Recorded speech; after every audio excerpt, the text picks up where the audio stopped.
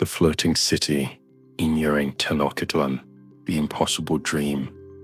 In the pre-dawn mist that rose from Lake Texcoco, like the breath of sleeping gods, Tlacaelel the engineer stood knee-deep in cold water, his obsidian tools glinting in the pale light, as he drove another, high-coeta stake into the muddy lake bottom. Around him, hundreds of Mexica workers labored in teams, their backs bent to a task that their enemies dismissed as impossible, building a great city upon the water itself. The year was 1325, and the vision that drove these determined souls seemed to mock every principle of engineering and common sense. Who could build a metropolis in the middle of a saltwater lake? Who could create solid ground where none existed? Who could transform marshes and mud flats into the foundation of an empire? Yet Tlacaelel, master of the ancient arts of hydraulic engineering, possessed knowledge that would prove such skeptics tragically wrong. The elderly engineer had learned his craft during the wandering years, studying the remnants of Toltec achievements at abandoned cities where canals still carried water across desert distances, where ruined dams spoke of hydraulic mastery that rivaled anything in the known world. Now, as he directed the construction of Tenochtitlan's first Chinampas, he was applying that ancient wisdom to challenges that no previous civilization had dared to attempt. The stakes he hammered into the lake bottom were not random pieces of wood, but carefully selected high-coeta logs, cut from trees that could live for thousands of years, and whose wood would never rot beneath the water. Each stake was positioned according to astronomical calculations that aligned the growing city with the movements of celestial bodies, ensuring that human engineering would harmonize with cosmic order. The spacing between stakes reflected mathematical principles that would distribute weight evenly across the soft lake bottom, preventing the artificial islands from sinking into the depths. Behind Tlacaelel, his apprentice Itzel carefully recorded each measurement in pictographic notation that captured not just the dimensions of their work, but the sacred geometry that made it possible. This young woman, trained in both engineering and astronomy, represented a new generation of Mexica intellectuals who would transform theoretical knowledge into practical achievement, who would prove that divine inspiration combined with human ingenuity could reshape the natural world itself. The Chinampas they were constructing would become far more than agricultural plots.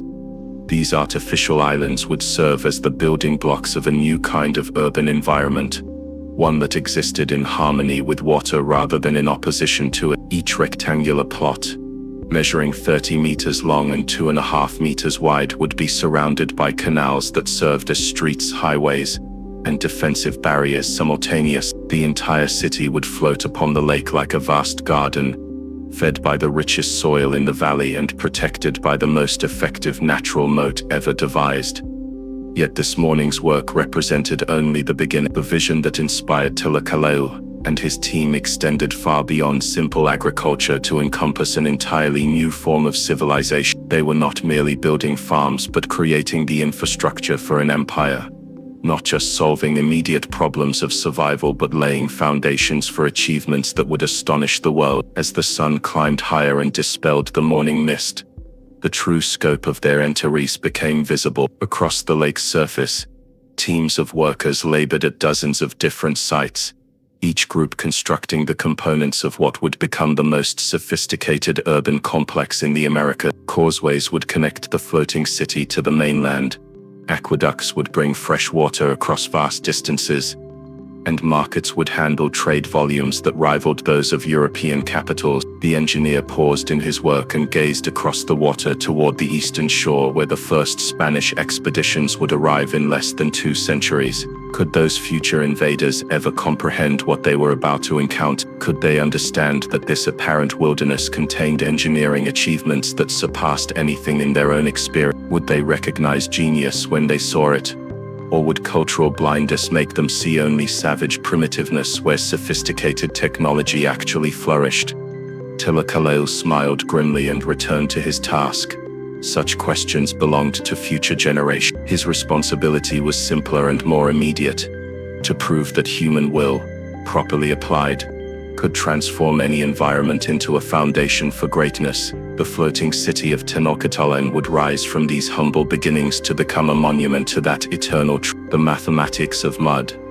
The science behind Chinampa construction represented one of humanity's most sophisticated achievements in agricultural engineering, requiring knowledge that spanned hydrology, soil chemistry, botany, and structural mechanics. Every artificial island that rose from Lake Texcoco's surface embodied mathematical principles that modern engineers are only beginning to fully appreciate. The foundation of each Chinampa began with precise surveying that determined optimal locations for maximum fertility and structural stability. Tlacaelel's teams used techniques inherited from Toltec masters, who had built irrigation systems across vast distances, measuring water depth, current patterns, and seasonal variations with instruments that achieved remarkable accuracy despite their apparent simplicity. The astronomical staff, or cross-staff, allowed engineers to determine true north and align their constructions with celestial movements, while weighted lines measured water depths to the nearest finger's width. The ideal depth for Chinampa construction ranged between 1 and 3 meters, shallow enough for stakes to reach solid bottom but deep enough to provide access for the large canoes that would serve as the city's primary transportation system. Areas too shallow would dry out during drought seasons, while locations too deep would require impossibly long foundation stakes and massive amounts of fill material. The selection of construction materials reflected sophisticated understanding of biochemistry and decomposition rate. The bottom layer of each Chinampa consisted of thick mats woven from lake vegetation, particularly the water hyacinth and tule reeds that grew in abundance throughout the region. These plants were harvested at specific times when their cellular structure contained optimal moisture levels for slow decomposition, ensuring that the organic foundation would provide both structural support and nutrient release for decades. Above this vegetative base, workers layered alternating deposits of lake mud and composted organic matter in ratios that had been perfected through generations of experimentation. The mud, extracted from specific areas where centuries of erosion had deposited the valley's richest soils, contained mineral concentrations that provided all essential nutrients for crop growth. The organic matter, consisting of human waste, food scraps, and plant debris, underwent careful composting processes that eliminated harmful bacteria while preserving beneficial microorganisms. The techniques for mud extraction required exceptional physical skill and endurance. Teams of divers, trained from childhood to hold their breath for extraordinary periods, would descend to the lake bottom with specially designed scoops and baskets. Working in coordinated groups, they could extract several tons of mud per day, bringing it to the surface in loads that were immediately transported to construction sites before the material could dry out and lose its plasticity. The layering process followed precise patterns that ensured proper drainage while maintaining structural integrity. Too much organic matter would create unstable foundations that might collapse under the weight of crops and buildings, while insufficient organic content would produce sterile soil, incapable of supporting intensive agriculture. The optimal ratio, achieved through careful measurement and constant adjustment, produced soil that was simultaneously stable enough for construction and fertile enough to support multiple harvests per year. The most critical aspect of Chinampa construction involved the planting of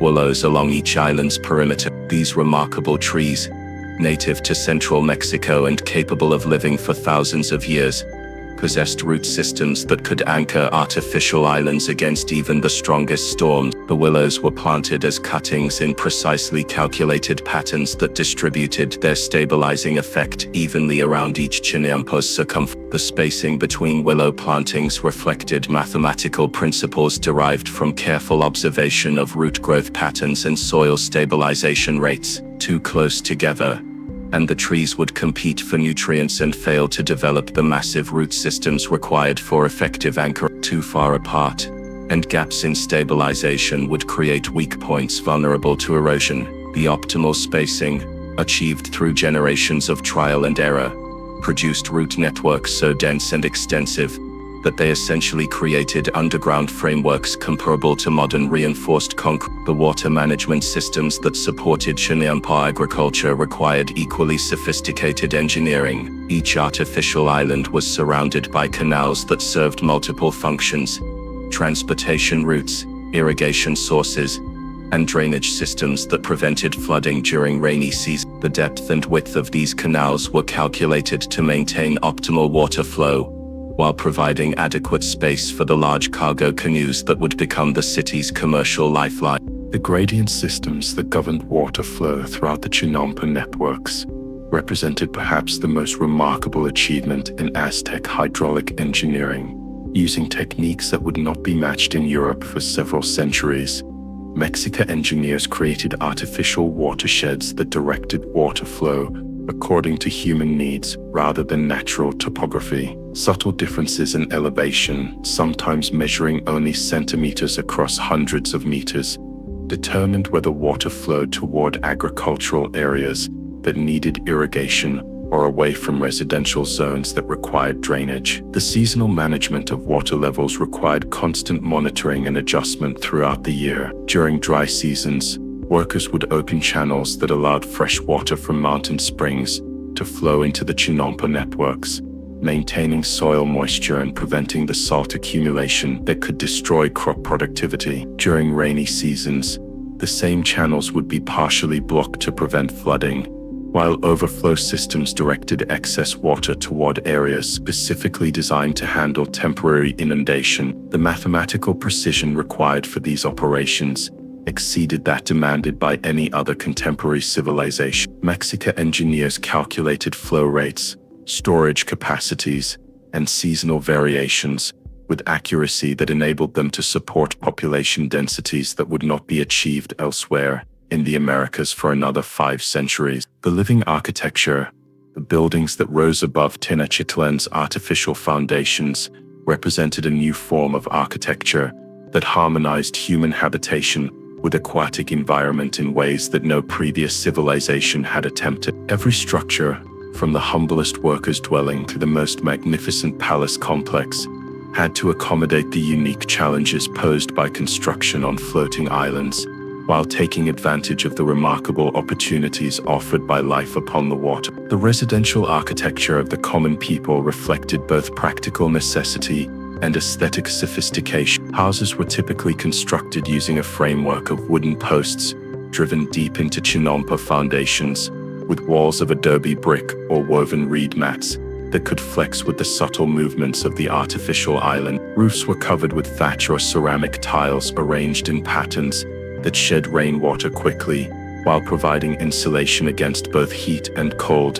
The most remarkable feature of Mexican domestic architecture was its integration with the water systems that surrounded every building. Each house included channels that brought fresh water directly to kitchens and bathing areas, while wastewater was directed into canals that carried it away from residential zones to agricultural areas where it served as fertilizer. This sophisticated plumbing system, operated entirely by gravity flow and careful engineering, provided sanitation standards that exceeded those of most European cities. The elevated walkways that connected buildings and districts represented another architectural innovation necessitated by the aquatic environment. These carefully engineered paths, constructed from stone slabs supported by wooden pilings, allowed pedestrian movement throughout the city regardless of water levels or weather conditions. The walkways incorporated drainage systems that prevented flooding, while providing foundations for the lampposts that illuminated the city during night hours.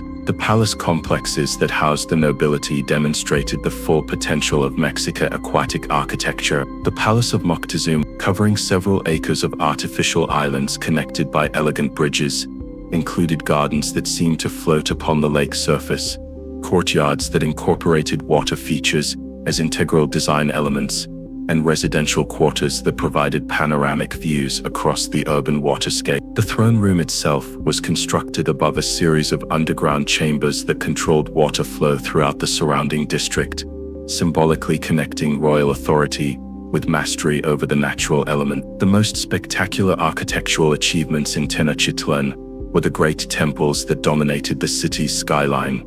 The Templo Mayor, rising over 200 feet above the lake surface, required engineering solutions that had never before been attempted in human history. The pyramid's massive stone blocks had to be transported across the water on specially designed barges, then lifted into position using sophisticated pulley systems that multiplied human strength through mechanical advantage. The foundation of the Templo Mayor represented perhaps the greatest engineering challenge faced by Mexica builders. The enormous weight of the stone pyramid required support structures that could distribute loads evenly across the soft substrate of artificial islands without causing catastrophic settling. The solution involved driving thousands of wooden pilings deep into the lake bottom, creating a forest of support posts that extended far below the water's surface. Above these pilings, the builders constructed a massive platform of interlocked stone blocks that served as the base for the pyramid prop. The temple's internal architecture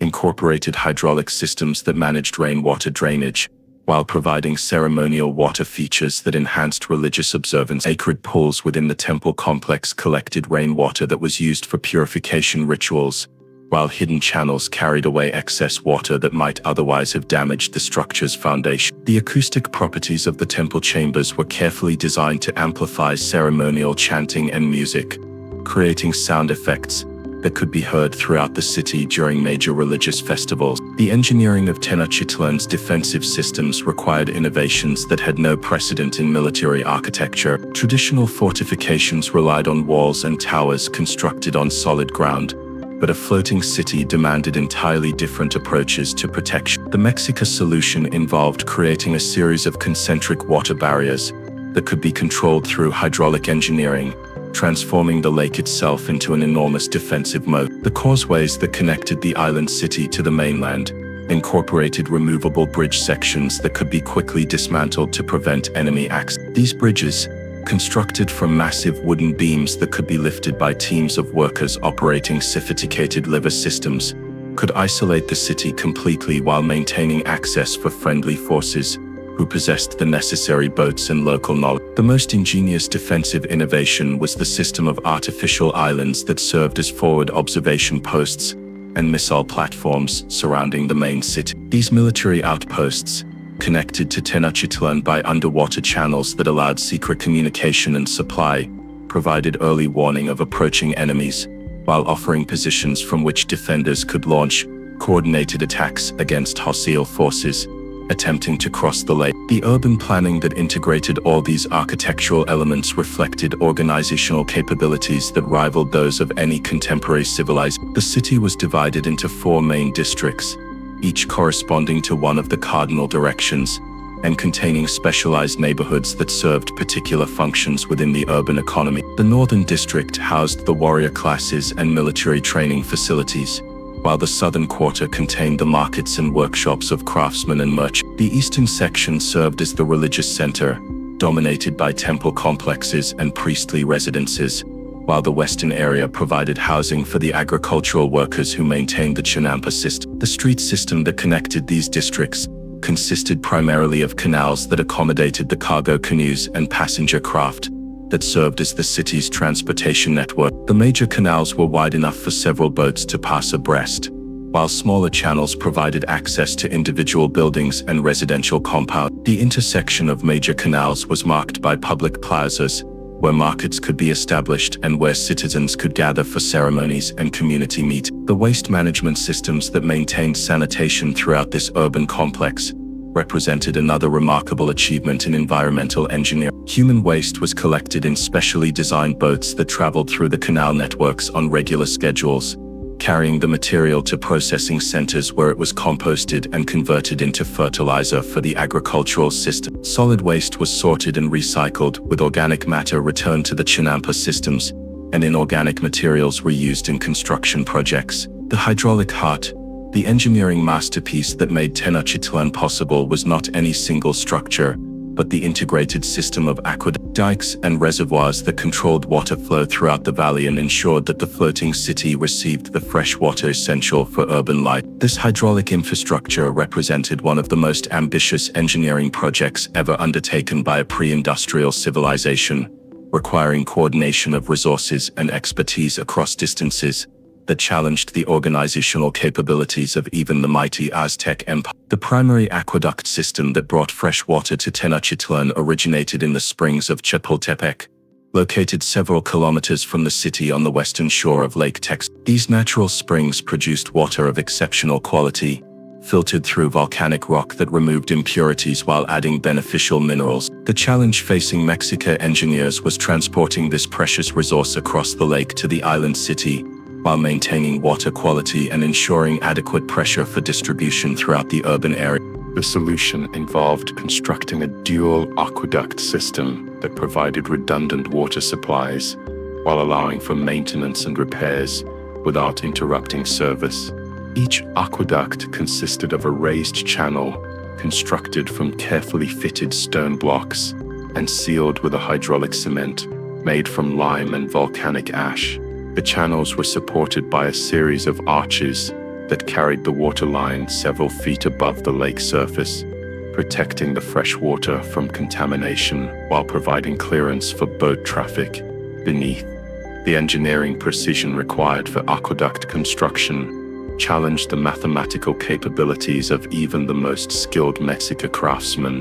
The gradient of the water channels had to be calculated with extraordinary accuracy to ensure adequate flow rates, while preventing erosion from excessive water velocity. Too steep a slope would cause the rushing water to scour away the channel walls, while too gentle a gradient would result in stagnation and contamination. The optimal gradient, achieved through careful surveying and constant adjustment during construction, produced flow rates that could supply fresh water to hundreds of thousands of residents, while maintaining crystal clarity and pleasant taste.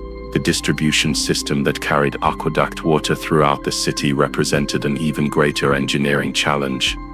The water had to be delivered to thousands of individual buildings and public facilities, while maintaining adequate pressure for fountains, baths, and other urban amenities.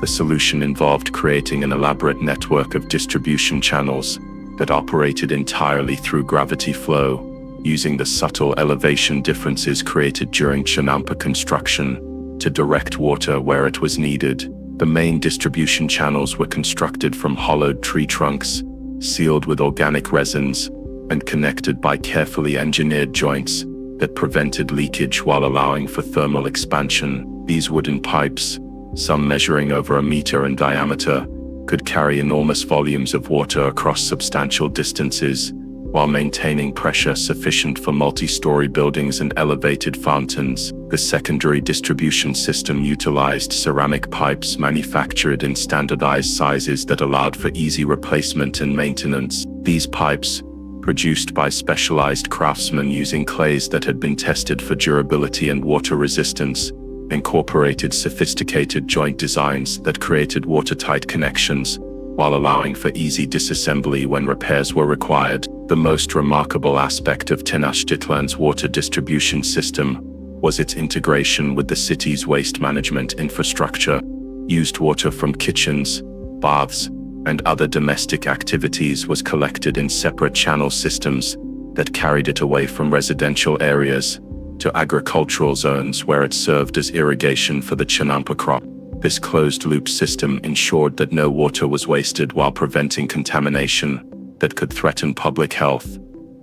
The seasonal management of water resources required engineering solutions that anticipated variations in supply and demand throughout the year. During dry seasons, when spring flow decreased and agricultural irrigation demands increased, the system incorporated storage reservoirs that accumulated water during periods of abundance for use during times of scarcity. These reservoirs, constructed as enlarged sections of the distribution channels, provided buffer capacity that could sustain the city for several weeks, even if aqueduct flow was temporarily interrupted. During rainy seasons, when excess water threatened to overwhelm the distribution system and flood residential areas, the hydraulic infrastructure included overflow channels that directed surplus water toward areas specifically designed to handle temporary inundation. These flood control systems incorporated adjustable gates that could be opened or closed according to immediate needs,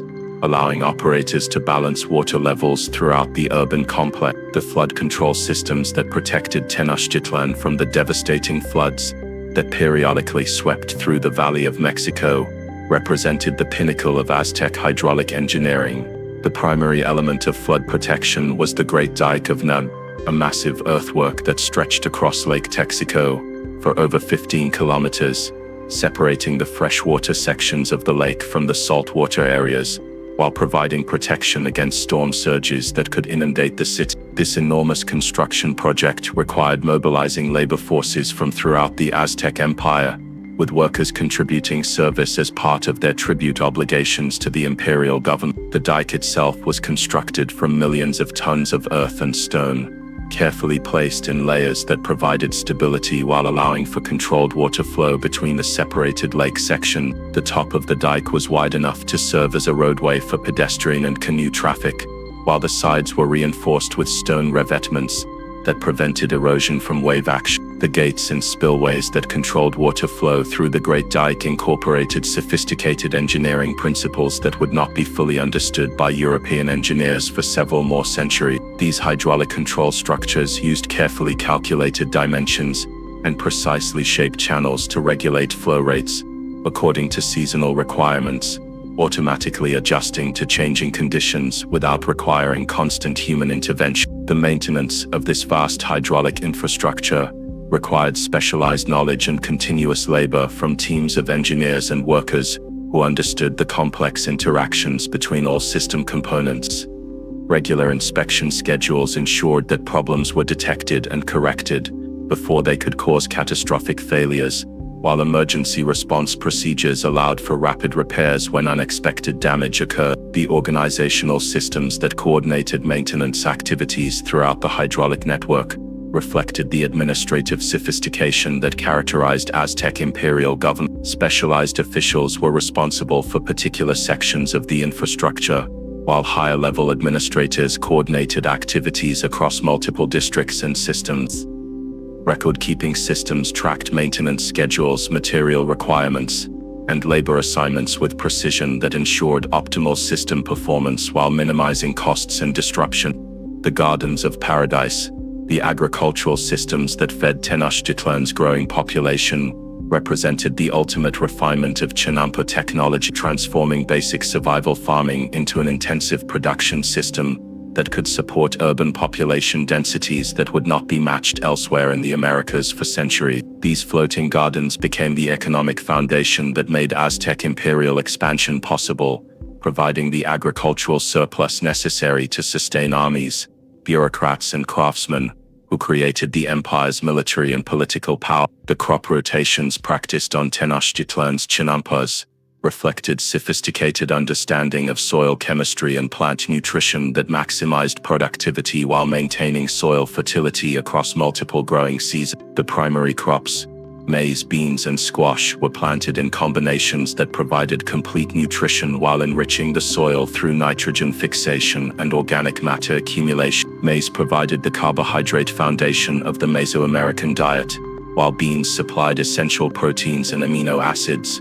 Squash contributed vitamins and minerals, while its large leaves provided ground cover that prevented erosion and conserved soil moisture. Secondary crops included tomatoes, chilies, amaranth, and various flowers that served both economic and ceremonial purposes. Tomatoes and chilies commanded high prices in regional markets due to their concentrated flavors and keeping qualities, while amaranths provided highly nutritious grain that could be processed into ceremonial sculptures and offered to the gods. The flowers, particularly marigolds and other species with brilliant colors and strong fragrances, were essential for religious ceremonies and commanded premium prices from temples throughout the empire. The planting schedules that governed Chinampa agriculture were coordinated with astronomical observations that determined optimal timing for various agricultural activity. The Mexica agricultural calendar, based on careful observation of solar and stellar movements, identified specific days that were considered most favorable for planting, cultivating, and harvesting different crops. These astronomical correlations were not mere superstition, but reflected practical understanding of seasonal weather patterns and their effects on plant growth and development. The irrigation systems that supported Chinampa crops were integrated with the city's broader hydraulic infrastructure, ensuring that agricultural water supplies were maintained even during drought period. Each Chinampa was surrounded by canals that provided both transportation access and irrigation water, while the spacing between artificial islands was calculated to optimize water circulation and prevent stagnation that could damage crop productivity. The soil management practices employed on the Chinampas represented one of the most sophisticated systems of intensive agriculture ever developed. The organic matter content of Chinampa soil was maintained through continuous addition of composted material that included human waste, food scraps, and plant debris from throughout the urban area. This composting process, carried out in designated areas under controlled conditions, eliminated harmful bacteria, while preserving beneficial microorganisms that enhanced soil fertility. The harvesting schedules that maximized Chinampa productivity were coordinated with market demand throughout the Valley of Mexico, ensuring that crops were delivered to consumers at peak quality while commanding optimal prices. The transportation networks that connected the floating gardens to urban markets utilized the same canal systems that provided irrigation and drainage, allowing farmers to deliver their produce directly to customers without the spoilage and handling costs associated with overland transport. The preservation and storage techniques that extended the marketing season for perishable crops reflected sophisticated understanding of food science and storage technology. Techniques for drying, fermentation, and underground storage allowed Chinampa farmers to supply fresh vegetables and fruits throughout the year. Even during seasons when growing conditions were unfavorable, these preservation methods also provided insurance against crop failures and enabled farmers to take advantage of seasonal price variations in regional markets. The seed selection and breeding programs that improved crop varieties over successive generations represented early experiments in agricultural genetics that produced plants specifically adapted to Chinampa growing conditions. Farmers saved seeds from their most productive plants and selectively bred for traits that enhanced yield, disease resistance, and market value over time. These breeding efforts produced maize varieties that were particularly well suited to intensive cultivation, bean varieties that fixed more nitrogen than their wild ancestors, and squash varieties that produced larger fruits with better keeping qualities. The specialized tools and techniques developed for Chinampa farming reflected the unique requirements of agriculture on artificial islands surrounded by water. Planting tools were designed to work effectively in the constantly moist soil conditions, while harvesting equipment was optimized for use in confined spaces where large draft animals could not operate. The boats used for transportation between Chinampas were specifically designed to carry agricultural products without damage, while the loading and unloading techniques minimized handling costs and product loss. The economic organization of Chinampa agriculture reflected the complex social relationships that governed Aztec society. Most Chinampas were owned by individual families who worked them with household labor supplemented by temporary workers hired during peak seasons. The land tenure systems that governed ownership and inheritance ensured that agricultural knowledge and improvements were passed down through generations, while tribute obligations required farmers to contribute specified quantities of produce to support the imperial government and religious institutions. The market systems that distributed Chinampa products throughout the empire created economic networks that extended far beyond the Valley of Mexico. Tenochtitlan's great market, capable of accommodating over 60,000 traders and customers on major market days, served as a distribution center for agricultural products that were consumed in communities hundreds of kilometers from the floating gardens where they were grown. These trade networks provided farmers with access to tools, materials, and luxury goods produced in distant regions, while ensuring food security for urban populations throughout the empire. The environmental sustainability of Chinampa agriculture represented perhaps its most remarkable achievement. The system operated in complete harmony with natural ecological processes, recycling all organic waste, while producing no pollution or environmental degradation. The artificial islands actually enhanced the lake ecosystem by providing habitat for waterfowl and fish, while improving water quality through biological filtration processes that removed excess nutrients and pollutants. The living legacy. The Spanish conquest of 1521 marked the beginning of the end for Tenochtitlan's remarkable hydraulic civilization. Yet the engineering achievements that made the floating city possible continue to influence urban planning and environmental management in modern Mexico City and around the world. The principles of sustainable development, integrated water management, and intensive agriculture that characterized Aztec engineering offer valuable lessons for contemporary challenges of urbanization and environmental protection. The immediate destruction wrought by Spanish occupation was catastrophic for the delicate systems that sustained Tenochtitlan. The conquistadors, lacking understanding of hydraulic engineering principles, dismantled crucial components of the water management infrastructure while filling in canals to create conventional European-style streams. The Chinampa agricultural systems were abandoned or converted to less intensive farming methods that could not support the population densities that had characterized the Aztec capital. The environmental consequences of these changes were felt throughout the Valley of Mexico. Without the careful water management that had prevented flooding for centuries, the colonial city suffered repeated inundations that claimed thousands of lives and destroyed vast amounts of property. The saltwater intrusion that followed the destruction of hydraulic barriers contaminated freshwater supplies and rendered large areas unsuitable for agriculture. Yet aspects of Aztec engineering continued to function long after the conquest, demonstrating the fundamental soundness of technologies that Spanish engineers were unable to fully comprehend or replicate. Some aqueducts continued to supply fresh water to colonial Mexico City for decades, while remnants of the Chinampa system survived in peripheral areas where Spanish control was less complete. The rediscovery of Aztec engineering principles began during the late colonial period, when Spanish engineers finally recognized the sophistication of indigenous hydraulic technology. The Great Dike of Nezahualcóyotl, partially destroyed during the conquest,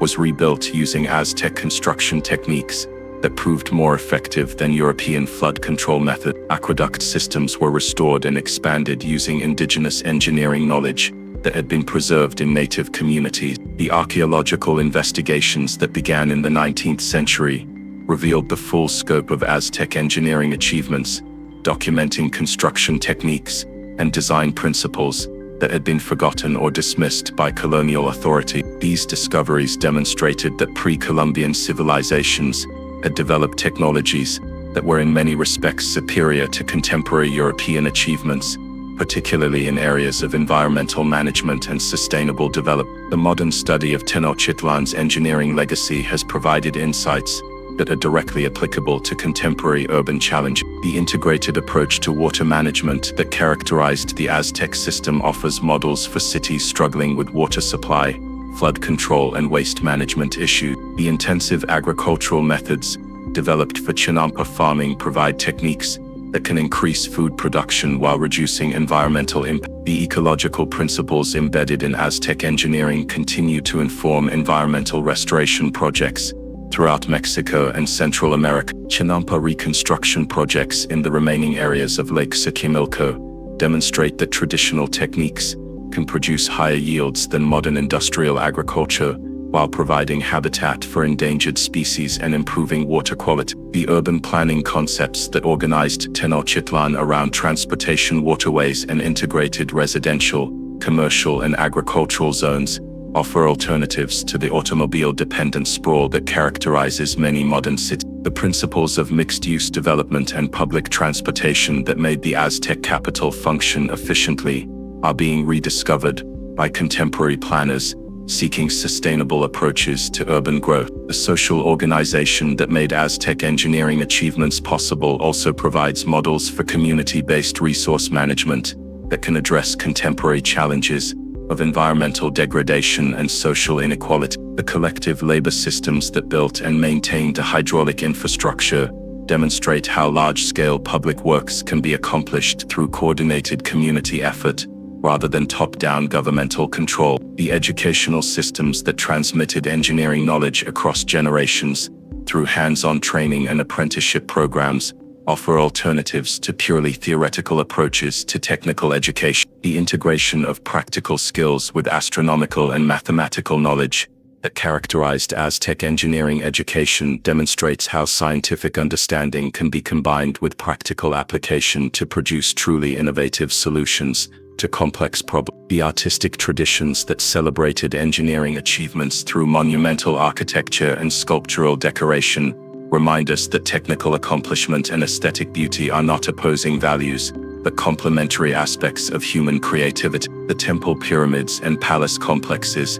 that crowned Tenochtitlan's artificial islands demonstrated that functional engineering could also serve spiritual and cultural purposes that enriched human experience. Contemporary Mexico City, built literally upon the ruins of Tenochtitlan, continues to grapple with environmental challenges that the Aztec engineers solved centuries ago. The subsidence problems caused by excessive groundwater pumping, the flooding issues created by inadequate drainage systems, and the water quality problems resulting from pollution could all be addressed through application of principles developed by the builders of the floating city. The genetic legacy of Tenochtitlan's builders survives in the millions of indigenous people who continue to inhabit central Mexico, many of whom retain traditional knowledge of hydraulic engineering and intensive agriculture. These living repositories of ancient wisdom represent invaluable resources for addressing contemporary environmental challenges while preserving cultural traditions that connect modern communities to their remarkable past. The floating city of Tenochtitlan stands as eternal proof that human ingenuity can transform any environment into a foundation for greatness. That engineering excellence and environmental sustainability are not contradictory goals, but essential partners in creating civilizations that can endure across centuries. In an age when human activity threatens the stability of planetary systems, the Aztec achievement reminds us that technology guided by wisdom can enhance rather than degrade the natural world, creating abundance that serves both human needs and ecological health. From the muddy stakes driven into Lake Texcoco's depths to the soaring pyramids that crowned artificial islands, from the first crude Chinampas to the sophisticated hydraulic networks that sustained hundreds of thousands of residents, the engineering of Tenochtitlan demonstrates that impossible dreams become inevitable realities when human will allies itself with natural law. The floating city rose from water and returned to water, but the knowledge that made it possible flows still through human consciousness, awaiting rediscovery by those brave enough to imagine cities that float not just upon lakes, but upon the eternal principles of engineering excellence and environmental harmony.